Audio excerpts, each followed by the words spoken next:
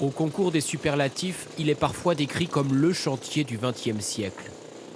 Le tunnel sous la Manche est en tout cas le plus grand passage sous-marin au monde.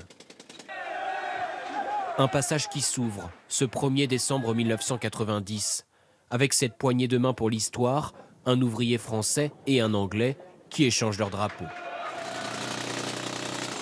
3 ans et demi de travaux, ce n'est pas la mer qui s'ouvre en deux, mais cette histoire écrite au marteau-piqueur ébahit la planète et les reportages de l'époque.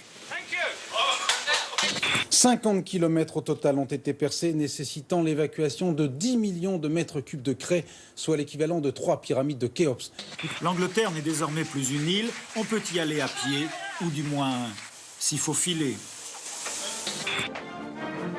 Un vieux rêve de 200 ans voit le jour, après une succession de projets plus ou moins fantaisistes.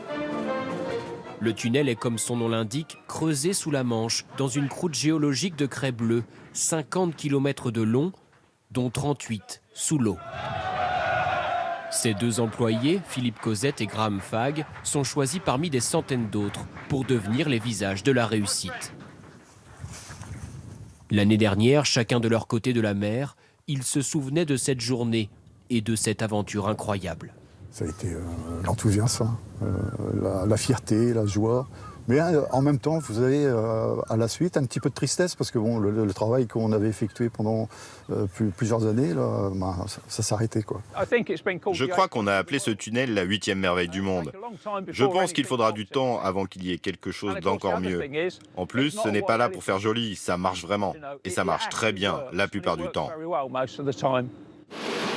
Après l'agrandissement du trou et un rapide nettoyage, un petit train réalise la toute première traversée. Félicité à l'arrivée par les ministres des Transports, qui s'expriment dans la langue du voisin. Le ministre des Transports, il fait un petit effort en anglais. Oh, wonderful. Ce sera très populaire. Pas de chef d'État ce 1er décembre 1990, car ce jour ne marque pas la fin des travaux, ni l'ouverture au public. Il faut attendre 3 ans et demi supplémentaires pour l'inauguration officielle. Le 6 mai 1994, en présence de François Mitterrand et de la reine Elisabeth II.